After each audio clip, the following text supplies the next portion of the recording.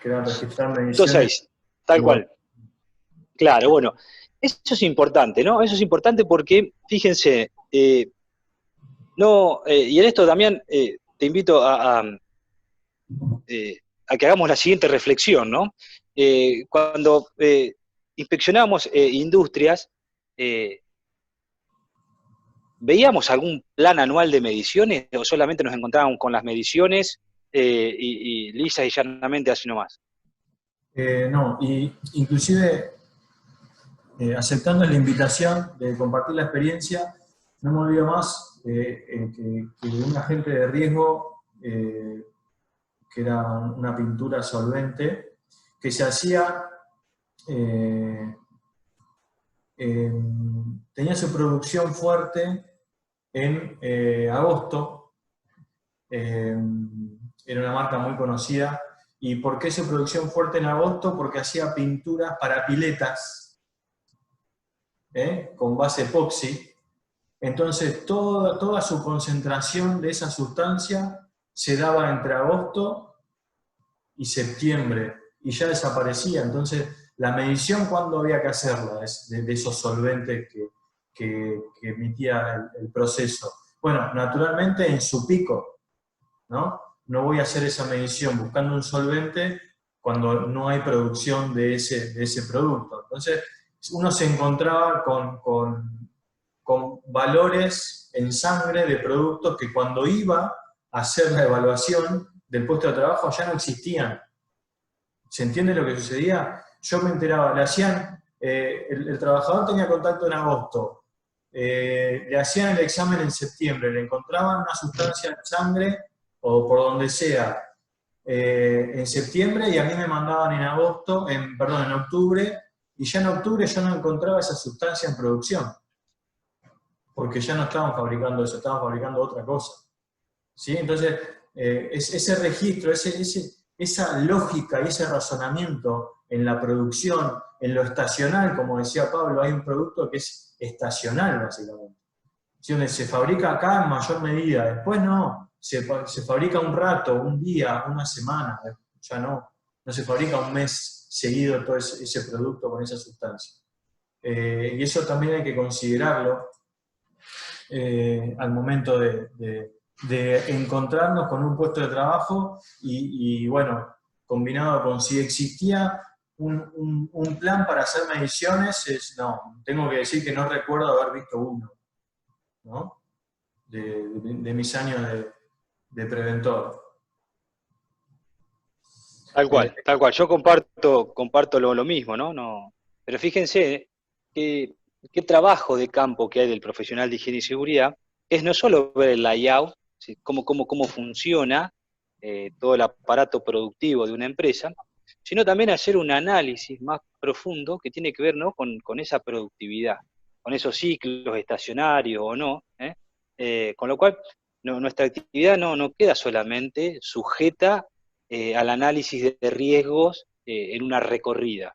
Sino hay todo un trabajo de campo que uno tiene que hacer y que en este caso pide la Superintendencia de Riesgo de Trabajo, pide que uno como profesional haga un análisis más profundo y pueda armar ese programa anual de tareas, de actividades, que plasme objetivos, ¿m? Y que, bueno, en este caso, con lo que son las mediciones ambientales, uno pueda trazar ¿eh? y fundamentar, justificar por qué las mediciones se realizan en determinados periodos. Bien, otro de los puntos importantes, fíjense, dice el punto 7, participar Perdona, en los... perdona, Pablo, hay una Sí, pregunta de ok, Facundo, donde, sí, de dónde podemos, si existen formatos legales que estipule SRT, no hay un formato para todos estos puntos, es como que vos tenés que ir armando tu, tu un programa. identidad profesional con todo esto, ¿no? En cada punto vas a tener que vos confeccionar un manual de tu forma, con tu logo, con tu espíritu y con tu personalidad profesional, y le tenés que dar vos un formato a esto, Facundo. Lo que yo les recomiendo, primero, que ustedes como profesionales armen un documento, ¿m? que es el documento madre, en el cual ese documento va a decir cómo ustedes van a hacer los procedimientos. O sea, yo lo que arrancaría diría, bueno,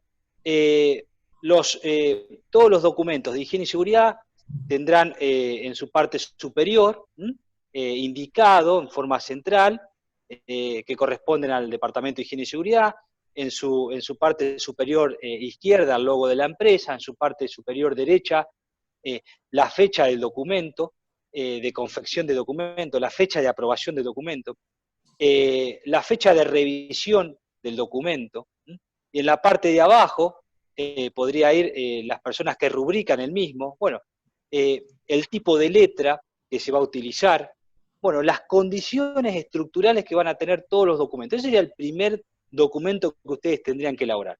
Después de ahí saldría, bueno, el documento de investigación de accidentes, el documento de registro de capacitaciones, el documento de análisis de puesto de trabajo, el documento para las normas de trabajo, los documentos para los procedimientos, bueno, etcétera, etcétera. ¿Sí? Bien.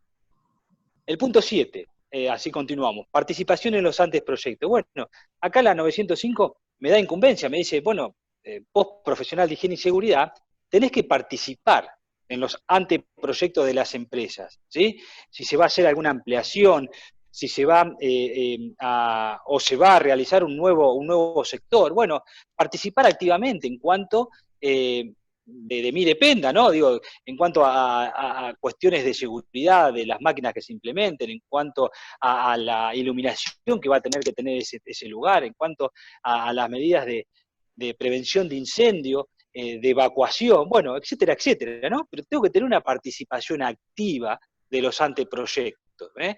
Y sí. No hace mucho nos invitaron a hacer un plan de evacuación en un lugar que voy a preservar el nombre, pero en esto del anteproyecto, ¿no? En un lugar a estrenar, y cuando llegamos, lo primero que vimos que la única puerta abría hacia adentro, ¿no? Y era la única puerta. Entonces, la única puerta existente abre hacia adentro, entonces, y lo habían hecho nuevo. Entonces, si hubiésemos estado en el anteproyecto, o nos hubiesen invitado, no somos el servicio particularmente de eso, pero si hubiesen participado, por lo menos hubiésemos levantado la mano y si consideren que la única puerta que exista, por lo menos, abre hacia afuera, ¿no es cierto? Porque podemos cumplir, aunque sea con lo mínimo, que es que abra hacia afuera. Después vemos si es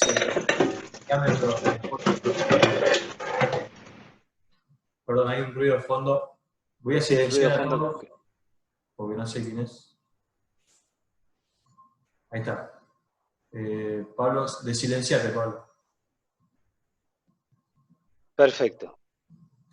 Sí, Esa Damián. es la importancia del anteproyecto, de saber qué es lo que va a haber ahí adentro, poder estimar la carga de fuego, considerando el potencial extintor y con qué potencialmente calcular eso, es absolutamente importante, porque después somos los que tenemos que correr porque quieren abrir el lugar, pero necesitan el plan de evacuación, la carga de fuego, porque después, ¿dónde cuelgo el matafuego? O sea, no es tan sencillo, ¿no? Que también fue un punto en ese mismo lugar, decir, ¿dónde querés que cuelgue los matafuegos? O sea, no es tanto de querer, sino dónde tendrían que ir. ¿Y de qué son los matafuegos? ¿Cuántos extintores hay que poner?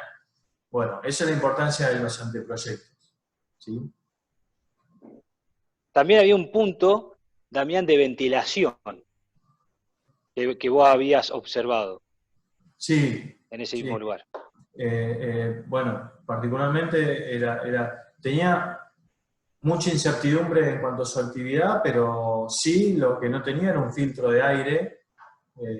Entonces, se sabía, no se sabía, pero es algo que hoy en día sabemos que el COVID se estima, que el COVID recomienda ¿cómo se llama? No ventilar con aire acondicionado, con ventilación mecánica de circuito cerrado, por ejemplo split o ese tipo de cosas, y era su único medio también, ¿no? Para ventilar y refrescar o calefaccionar ese lugar. Así que también es un factor fundamental en eso, que se trataba básicamente directamente relacionado con el tema de COVID, y con tanta incertidumbre en la información también, ¿no? Pocas certezas, mucha información y pocas certezas, muchas hipótesis. Bueno, Pablo, el punto Bien, 8. es importante el punto 8, Damián, muy importante. Fíjense que acá nos dice la superintendencia, dice especificar las características, condiciones de uso y conservación, yo lo voy a repetir, especificar las características, condiciones de uso y conservación de los elementos de protección personal, con la colaboración del médico laboral. Ahora bien, esto es importante. O sea, yo en el análisis del puesto de trabajo, cuando voy a analizar el puesto de trabajo, y es en ese momento, cuando lo analizo, determino qué elementos de protección personal. Pero no solo lo tengo que determinar y decir, bueno, tiene que utilizar protección respiratoria, tiene que utilizar protección ocular. No solo tengo que decir, sino tengo que dar las características. O sea, tengo que en un documento, ¿eh? Un documento fiel, tengo que dejar asentado qué características, qué condiciones y qué conservación tiene que tener ese elemento de protección personal. Tiene que estar documentado eso, ¿sí? No lo puedo dejar así, tiene que estar documentado. Entonces, voy a tener una solapa en ese manual de prevención de riesgos laborales que va a ser la solapa de elementos de protección personal. Entonces, voy a armar, hoja por hoja, los elementos que deben o que se deben tener en ese puesto de trabajo. ¿Sí? O sea, Los serían, elementos, sí, como las aplicaciones, las especificaciones técnicas. claro, exactamente. Alejandro, no, a ver, no sé si marca, pero tipo sí, características específicas que debe cumplir ese elemento. ¿Se entiende? Se tendrá que renovar. Claro. Se cortó justo, ¿podrían retomar lo último que dijeron? Sí, ¿Se les cortó a ustedes? Uh-huh. Ok, que se debe aclarar, Alejandro dice, se debe aclarar tipo de marca y modelo, se debe aclarar la especificación. Vamos a suponer que estamos en un lugar, le tenemos que dar la solicitud de compra a alguien, ese alguien tiene su procedimiento, tiene que tener 3 presupuestos y tiene que tener alternativa de marcas, no puede ser una marca sola.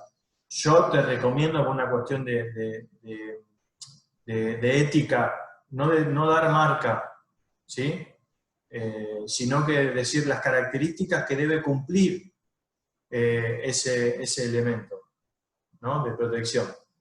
A partir de ahí, cada marca va a tener su producto que cumpla con esas características.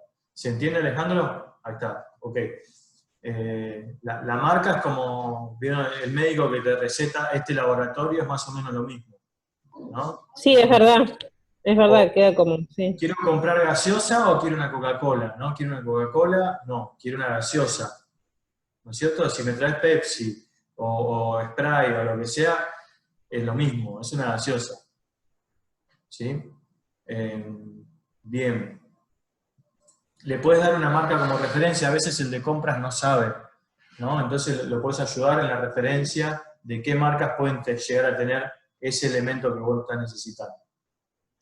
Bueno, Pablo, vamos con el punto 9. Perfecto. Fíjense, dice elaborar y ejecutar. O sea, tengo que confeccionar y después llevar a cabo un plan de capacitación. Pero ahora bien, la superintendencia me dice, bueno, buenísimo, pero ese plan de capacitación tiene que tener un contenido mínimo.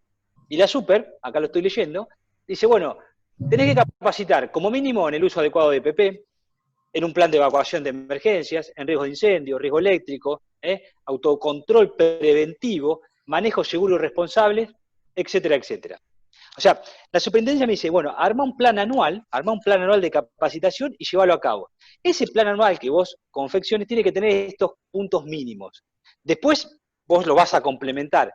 ¿Con qué? Con los riesgos que sacaste del mapa de riesgo, con los riesgos que sacaste del análisis de puesto de trabajo, con los riesgos que sacaste del relevamiento de agentes de riesgos, de enfermedades profesionales. O sea, todo eso que hiciste al principio de todo te alimentó para sacar temas de capacitación. O sea, yo no puedo establecer capacitaciones como, no sé, uso de arnés de seguridad.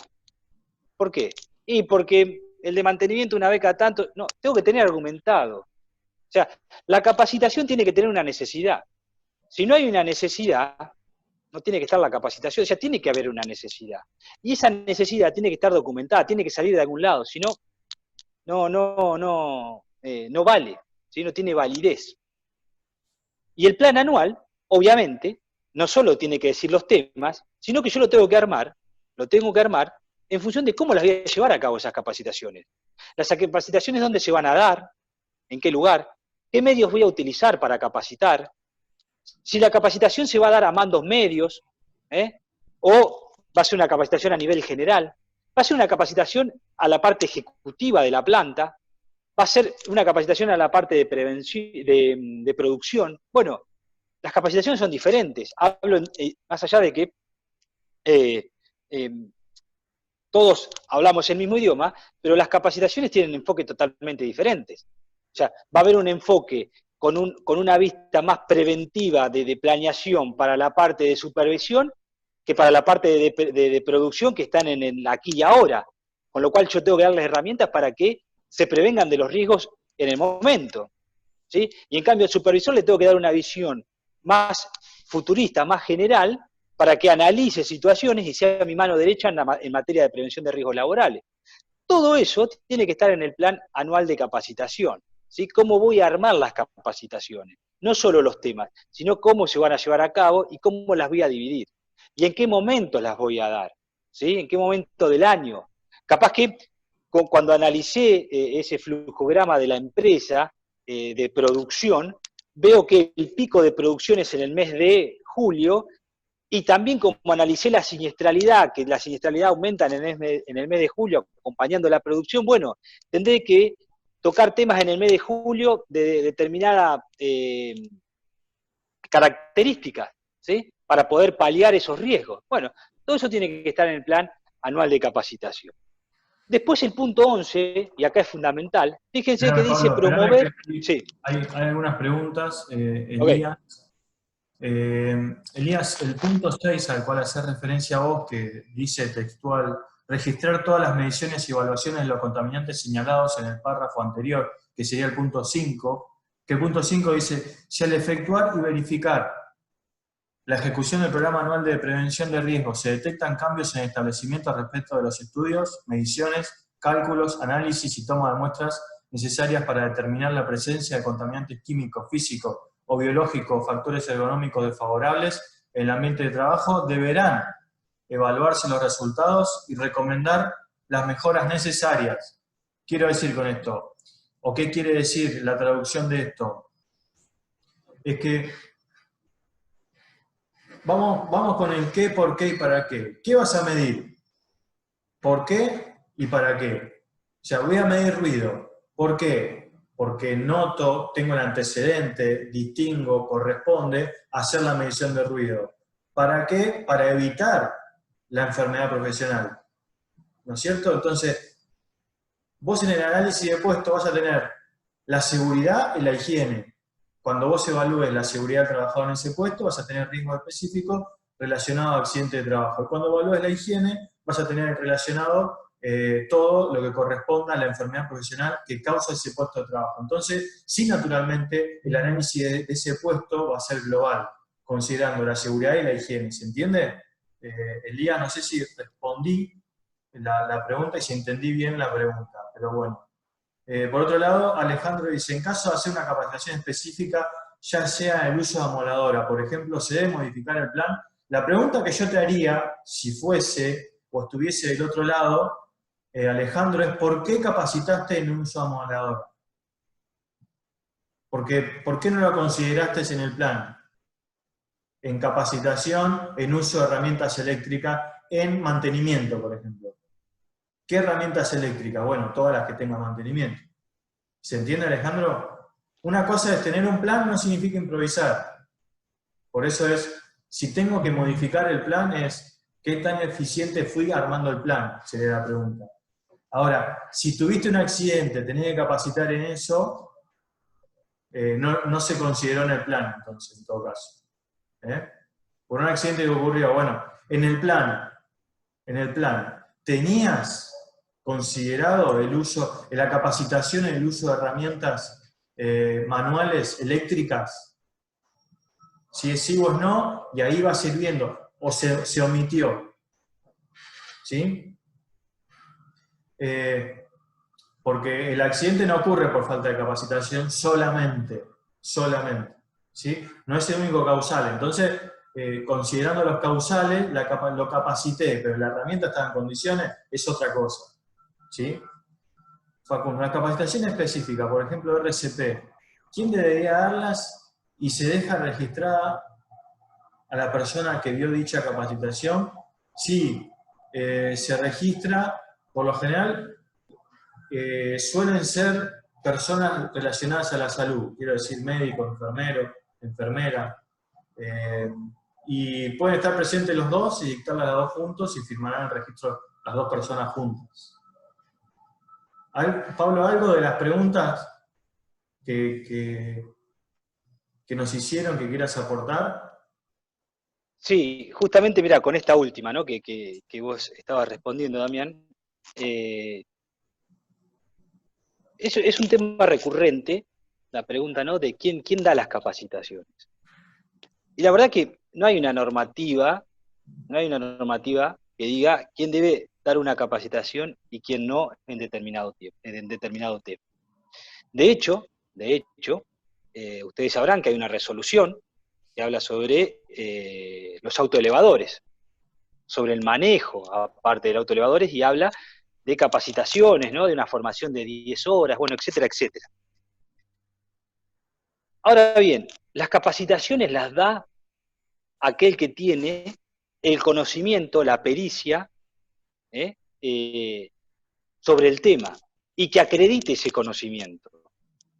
¿Sí? Entonces, yo puedo dar una capacitación de RCP, la pregunta, a la cual yo me repreguntaría, Pablo, ¿tenés los conocimientos que acrediten que vos sabés sobre RCP? Yo la verdad puedo decir, sí, la verdad que yo participé una vuelta y aprendí RCP. Ahora, yo voy a ser un formador, cuando yo capacite voy a ser un formador de conocimiento. Ahora, si yo traslado mal ese conocimiento, esa persona que entendió mal ese conocimiento porque yo lo trasladé mal, me va a ser responsable a mí. Ahora, ¿qué facultades tengo yo para trasladar ese conocimiento? Entonces yo debería tener un documento que me diga, Pablo Peta es instructor de RCP, para poder dar eso. ¿Yo puedo dar una capacitación de uso de elementos de protección personal? Claro. Tengo las facultades, la institución, un instituto terciario, la facultad, me dio las herramientas, y el título me lo dice, que soy un responsable o que soy un profesional en higiene y seguridad en el trabajo. Entonces tengo las herramientas y tengo la documentación que avala mi conocimiento y puedo ser formador de eso. Ahora, no habla, en mi historia académica, no se habla de que yo sé RCP. Distinto es si yo hice un curso, por ejemplo, en Cruz Roja, donde diga que soy instructor de RCP. O, por ejemplo, donde un instituto me avale para decir que yo sé manejar autoelevadores y tengo el conocimiento de las medidas de seguridad en la conducción de ese autoelevador. Yo puedo capacitar en las medidas de seguridad que se tienen que tener, ¿sí?, cuando se está utilizando un autoelevador. Pero yo no puedo enseñar a manejar un autoelevador, porque lo desconozco, porque nadie me formó a mí para manejar un autoelevador. ¿Se entienden las diferencias? ¿Sí? Todo esto va a surgir al momento de que pase algo, ocurra un siniestro. ¿Sí? Pero todas nuestras limitaciones están en función de los conocimientos técnicos que tengamos y la documentación que nosotros tengamos para respaldar nuestro conocimiento. No sé si aclaré el tema. Bien. ¿Continuamos, Pablo? Bien, bueno. El punto 10, bueno, registrar las capacitaciones. Bueno, tenemos que tener un documento fehaciente donde las capacitaciones estén registradas. Y acá es importante, y vuelvo al punto, y voy al punto 11, porque el punto 11 dice promover y difundir la seguridad. Ese punto es más extenso y los invito a que lo analicen y lo lean en la normativa, porque dice promover y difundir la seguridad en todo el establecimiento mediante carteles, medios electrónicos, normas generales de seguridad, advertencias, señalécticas, boletines y otros que el responsable del servicio considere apropiados. Entonces, hoy en una situación de pandemia, la superintendencia, de hecho lo está haciendo, entiende que una capacitación se puede brindar conocimiento a través de una capacitación por medios electrónicos. No obstante eso, yo tengo que tener un documento que acredite esa capacitación. Más allá de que yo realice la capacitación por medio electrónico. Yo no voy a juntar hoy a 20 personas en un lugar, en un recinto cerrado, en una capacitación de 40 minutos, porque no es posible por el tema de la pandemia. Porque apenas puedo estar no más de 15 minutos en un lugar cerrado y ya hay que ventilarlo, obviamente con las medidas de seguridad que corresponden. Entonces, yo lo que puedo hacer es realizar capacitaciones de alguna forma extensivas por un medio electrónico, pero sí tener ese registro. Sí tener ese registro. Después el punto 12 ya se mete en la investigación de accidentes. Y acá me dice, bueno, en la investigación de accidentes, quiero que la investigación tenga un análisis. No es que solamente se haga un interrogatorio, se llene un formulario y diga qué es lo que pasó. Bueno, acá pasó esto, punto. No, señor. Acá la superintendencia me dice, usted tiene que hacer la investigación de accidente fundamentada con el árbol de causa, fundamentada con el método del árbol de causa, u otro de características similares al método de árbol de causa. O sea, no solo me dice, hacelo por el método de árbol de causa, no me ata el método de árbol de causa. Me dice, bueno, utilizar un método de investigación. O sea, todo, a partir del 2015, a partir de la entrada de vigencia de esta resolución, todos los accidentes de trabajo tienen que tener una investigación, de profesional de higiene y seguridad. Y esa investigación tiene que estar avalada por un método, sea el del árbol de causa u otro de similar característica. Entonces, esa forma, ese formato que yo voy a utilizar de investigación, tiene que estar como un procedimiento dentro de ese programa anual de prevención. No puedo un día hacer el árbol de causa, otro día hacer otro método. No es serio, no es profesional, no tiene tecnicismo. Bien.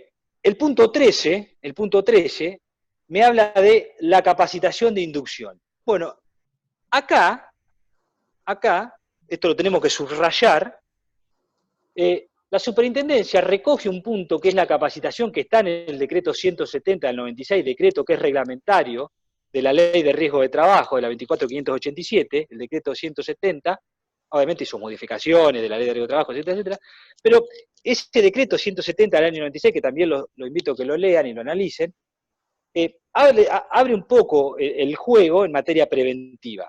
Y ahí dice que el empleador tiene que capacitar, que la RT tiene que apoyar en capacitaciones, bueno, etcétera, etcétera. Pero acá dice que hay que capacitar en la inducción, que el trabajador ni bien ingresa, hay que capacitarlo, pero dice ni bien ingresa. Yo voy a buscar textual el punto, para transmitirlo, y dice así, el punto es el 13, dice, capacitar en la inducción al trabajador que ingresa por primera vez a un puesto de trabajo. Textual, y como dice la resolución, así me lo juzgarán, porque está escrito. Entonces dice, usted tiene que capacitar en inducción al trabajador que ingresa por primera vez a la empresa. No puede no capacitarlo, no puedo capacitarlo 3 meses después.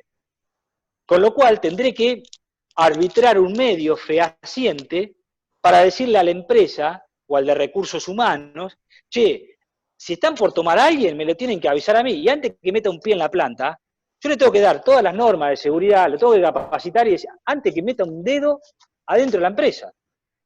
Porque si no, la superintendencia, si esa persona al minuto 1 de haber empezado a trabajar tiene un accidente, la RT que va a decir, che, lo capacitaron, ¿tiene la inducción según el punto 13 de la 905? No lo tiene. De la oreja lo agarran al de higiene y seguridad. Entonces, ese punto tiene que estar. Ahora, yo que soy un profesional externo de la empresa, que no estoy internamente ahí, sino que lo asesoro externamente, ¿cómo hago para que me informen? Bueno, yo tendría que dejar asentado en un documento fehaciente diciéndole, mirá, escuchame, cada vez que vaya a ingresar a alguien a la empresa o van a tomar a alguien, me tienen que avisar. Entonces, firmalo, te lo comuniqué, listo, perfecto. Después, si no me avisan, y bueno, yo no estoy adentro de la empresa, yo soy un asesor externo, pero yo lo comuniqué, acá está, el empleador firmó, yo le dije que antes de que ingrese alguien me lo tienen que comunicar a mí para que yo lo capacite. ¿Se entiende? ¿Sí? Bien. ¿Alguna pregunta acá? ¿Vamos bien? Sí, muy bien. Perfecto. Excelente. Sí, perfecto. Pensé que se habían ido todos. Dije, acá nos quedamos con No, Damián, hablando estamos... solos.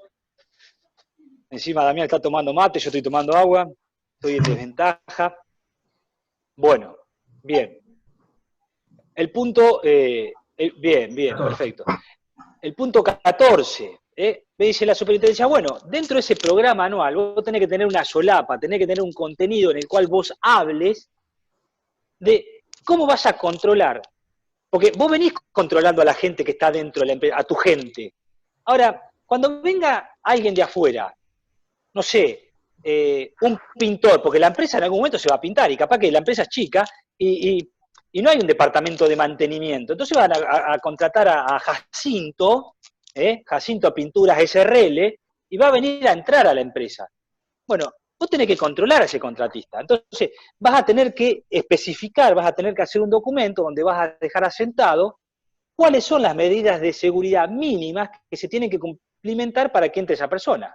Tendrá que tener un seguro de accidentes personales, tendrá que tener una cláusula de no repetición, tendrá que tener, por ejemplo, todos los elementos de protección personal acorde a la tarea que viene a realizar, tendrá que tener, por ejemplo, no sé, si va a realizar alguna actividad que sea considerada por el decreto 911 de obra de construcción, bueno, un programa de seguridad, por ejemplo.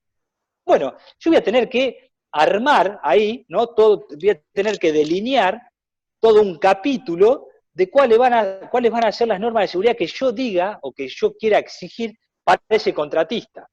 Hay muchas empresas grandes, multinacionales, que tienen contratado, por ejemplo, no sé, las tareas de limpieza. Entonces tienen empresas de limpieza adentro. Bueno, le tienen que especificar cuáles son las normas de seguridad adentro de la planta. ¿Sí? Porque si no, no puede venir la empresa. Porque aparte, no sé si lo recordarán, pero si no lo traemos de nuevo, la siniestralidad de ese contratista, después me la van a sumar a mí, ojo, que la siniestralidad de un contratista, después, más allá de que sea el contratista, la RT mía va a decir, bueno, vos, Pablo, tuviste 3 accidentes de tus personas, pero como había 3 contratistas que declararon estar trabajando en tu establecimiento, esos 3 contratistas sumaron 20 accidentes, con lo cual te lo vamos a sumar a vos. Con lo cual, seguramente después pueda ingresar en un plan de reducción de siniestralidad, culpa de esos contratistas. Entonces, acá la superintendencia me va a exigir un plan de seguridad para los contratistas. Entonces, lo tengo que tener delineado. Con lo cual voy a tener que trabajar codo a codo con la gente de mantenimiento para que me tenga informada, o la gente de compra, por ejemplo, que hoy Damián hablaba. Que me avisen, che, mirá, salió una orden de compra porque van a entrar, no sé, a trabajar, a hacer una soldadura, no sé, en determinado lugar, o van a venir a hacer determinadas cosas. Bueno, tengo que tener eso. Sí, lo ideal es trabajar, en el caso de tener un contrato de servicio, una prestación de servicio, que quede en el contrato que el servicio se tiene que brindar de esta forma, con estas características, y que será pasible de sanción para aquel que no lo cumpla, porque es la mejor forma de que quede todo registrado, lo necesario al momento de la contratación de ese servicio. Y ahí de esa forma nos evitamos tener que tener una comunicación con la empresa cuando la empresa ya está dentro. O sea, tenemos que buscar encontrar al contratista que va a ingresar antes de que ingrese, ¿no? Tal cual. Tal cual. Tal cual, exacto. Exacto. Tal cual. Como ven, digo, esto lleva mucho trabajo, por eso es un programa anual. Y esto lo tienen que hacer todos, porque esta resolución no discrimina de profesionales que trabajen internamente en una empresa multinacional de aquel que asesora una pyme. O sea, esto es transversal a todos los profesionales, o sea, lo tiene que tener desde pinturerías Cacho hasta Coca-Cola. ¿Sí? ¿Estamos claros en esto? O sea, la normativa está y hay que cumplirla. Y esto es lo que me van a pedir. Después acá entra en un punto que a Damián le gusta mucho, en el cual es un defensor a ultranza de los técnicos de higiene y seguridad, es el primero que lleva la bandera, Damián, con lo cual, acá la resolución dice, bueno, especifica las funciones del auxiliar de higiene y seguridad. Dice, bueno, ¿qué es lo que puede hacer? O sea, ¿qué tareas, entre otras, porque dice así, tal cual, dice, entre otras puede hacer esta, o sea que hay otras tareas que puede hacer el auxiliar, el técnico de higiene y seguridad en una empresa. Y bueno, las listas, ¿no? Entre ellas, ¿cuáles pueden estar, Damián, por ejemplo? Bueno, tenemos 3 minutos, se corta, nos volvemos a conectar, ¿sí? Yo porque vamos a ir hablando y capaz que me olvido de decir. Bueno, colaborar con el responsable del servicio. Dice, ¿no? Colaborar con el responsable del servicio, que tendrá, entre otras, las siguientes funciones de tareas y tareas básicas. Digo, colaborar, la palabra colaborar, ¿qué significa? Entre otras, pero vamos despacito. Asistir y colaborar con el responsable del servicio en sus tareas habituales. ¿Cuáles son las tareas habituales? Lo dirá el responsable de ese servicio, ¿no? Lo que quiero decir es que la reglamentación a veces se olvida que el licenciado no va tanto como el técnico, ¿no? Entonces, ¿cuáles son las tareas? ¿Sí? Otra cosa, actuar en tareas de capacitación en materia de higiene y seguridad en el trabajo. ¿Qué significa actuar en materia de capacitación? ¿Qué hago yo? ¿El licenciado habla y yo actúo lo que habla? ¿Cómo funciona esto? No creo que quede tan claro en eso de actuar en los momentos de capacitación. Yo soy lo que sí puede capacitar. ¿Por qué no va a poder capacitar? Si tiene el conocimiento, como decía Pablo antes, ¿no? Puede capacitar en esto, tiene el conocimiento, está adquiriendo la experiencia, conoce la planta, que lo haga. Después, realizar tareas administrativas de mantenimiento de la documentación y registro de actividades. Bueno, habrá que consensuar. Esto es importante para que el técnico entienda que cuando va a trabajar con algún responsable, con un licenciado que tenga servicios, que tiene que quedar claro el punto 15 para ese técnico. Tiene que sentarse con el licenciado en higiene y seguridad o el ingeniero con la especialización y tiene que decir, bueno, a ver, del punto 15, ¿cómo lo vamos a llevar a la práctica? ¿No? ¿Qué es lo que querés que haga? ¿Qué documentación querés que lleve yo y qué documentación no querés que toque? Después dice, colaborar en la selección y control visual de los elementos y equipos de protección personal, colectiva, lucha contra incendios y demás.